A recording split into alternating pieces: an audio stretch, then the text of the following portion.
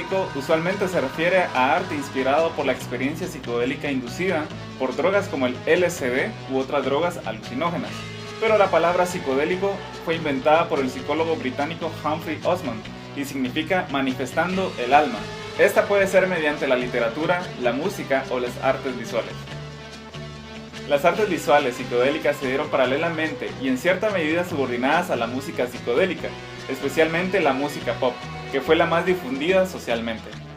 Pósters de conciertos, portadas de discos, shows de luces, murales, cómics y medios semejantes se usaron para reflejar los patrones caleidoscópicos de las alucinaciones lisérgicas que recibían todo tipo de interpretaciones en clave de sentimientos sociales, políticos y espirituales, revolucionarios inspirados por esos estados alterados de conciencia. Alex Grey, artista que nació en Columbus, Ohio, y debido a la influencia de sus padres decidió hacer sus estudios en el Columbus College of Art and Design, en donde en 1957 conoció a su esposa, con quien se convirtió de ser un existencialista agnóstico a un trascendentalista radical. El interés del artista por la anatomía del cuerpo humano lo llevó a estudiar más de 10 años en la Universidad de Nueva York. La idea principal de Grey consiste en plasmar en una obra el equilibrio que todo hombre debe alcanzar para poder llegar a una perfecta contemplación, una mediación entre el cuerpo, la mente y espíritu.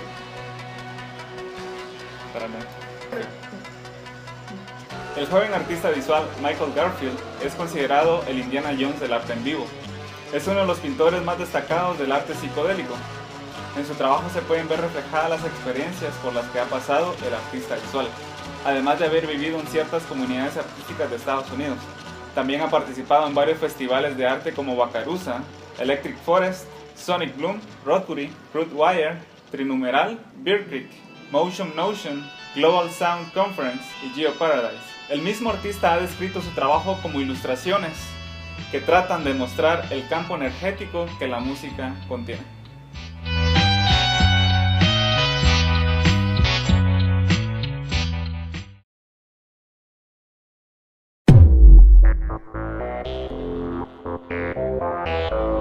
Es una tendencia artística que se originó a mediados del siglo XX, en la década de 1950.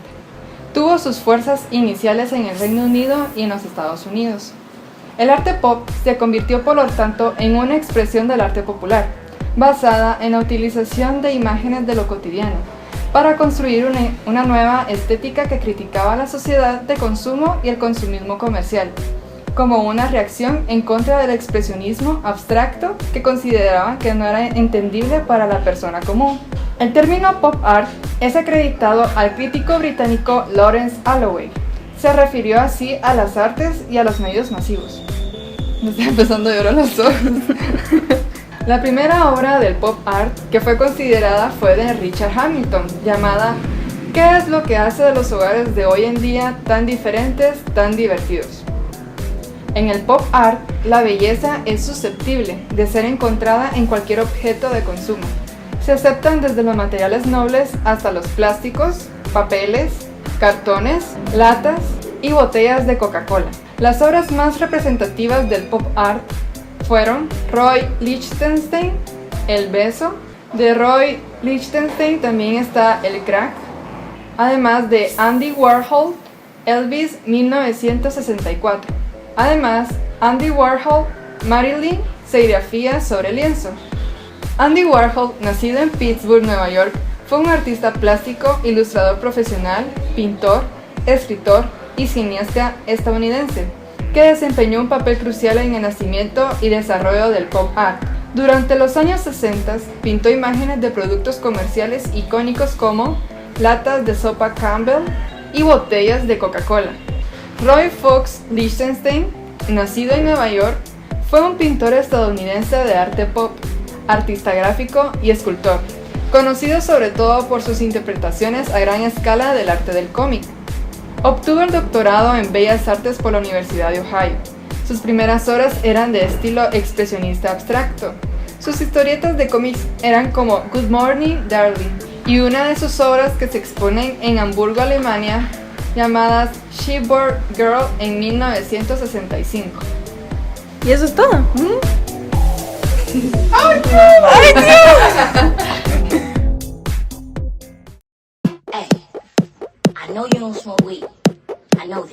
Underground, que quiere decir en su significado en español subterráneo, es un término de origen inglés con el que se designa a los movimientos contraculturales que se consideran alternativos, paralelos, contrarios o ajenos a la cultura oficial, o sea, la cultura principal, que en inglés es mainstream. El término underground se utilizó para designar a los movimientos de resistencia de la Segunda Guerra Mundial. Más tarde se aplicó a los movimientos contraculturales que se difundieron en los años 1960 y después los movimientos culturales underground tienen algunas conexiones a la generación beat. Ya. Underground suele aplicarse a artistas que no están auspiciados corporativamente y generalmente no quieren estarlo.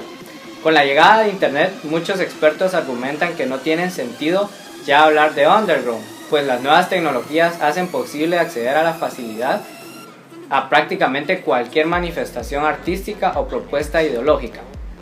Internet permite que los artistas y activistas difundan su trabajo e ideas sin tener que acomodarse a los intereses de ninguna empresa, compañía de discos o editorial. El término underground se ha utilizado para designar varias subculturas, como la cultura mod, cultura hippie, cultura punk rock, música techno, música rap y hip hop.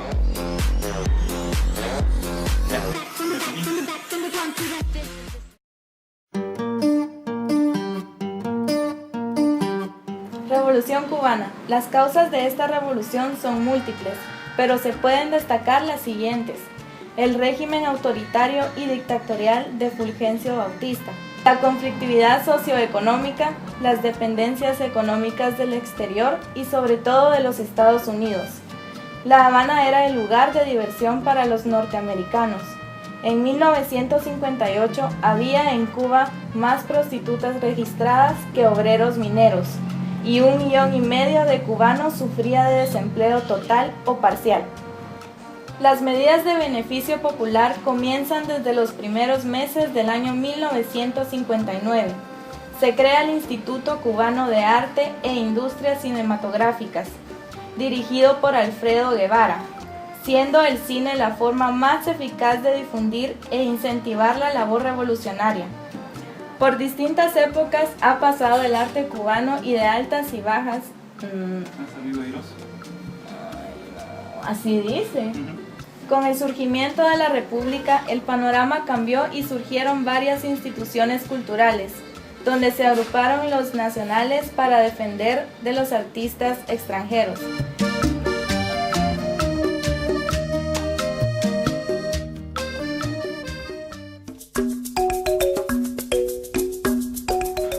Vamos a grabar. Vamos, chico. La mayor parte de África había sido colonizada durante la repartición de África, en medio del periodo conocido como Nuevo Imperialismo, durante la segunda mitad del siglo XIX, tras la Primera Guerra Mundial. Los movimientos independentistas africanos tomaron relevancia que culminaría en el proceso de descolonización. Durante la repartición de África en el siglo XIX, las potencias europeas delimitaron África en la Conferencia de Berlín de 1884 y 1885. Ya en 1905, todo el suelo africano estaba controlado por las fuerzas europeas. Reino Unido y Francia contaban con mayores posesiones, pero Alemania, España, Reino de Italia, Bélgica y Portugal también tenían colonias. La descolonización de África se basa en 3 circunstancias distintas. 1. El deseo de los pueblos indígenas a independizarse. 2. La distracción europea por los asuntos mundiales. Y 3. El resentimiento popular contra el racismo y la desigualdad. África sufría una gran inestabilidad política, pobreza económica y dependencia de las potencias debido a la deuda pública. La inestabilidad política nació de la introducción en África de ideología marxista o de la influencia capitalista, así como de las diferencias raciales que incitaban a guerras civiles, formándose grupos nacionalistas negros que participaban en ataques violentos contra los colonos blancos, intentando así poner fin al gobierno de la minoría blanca.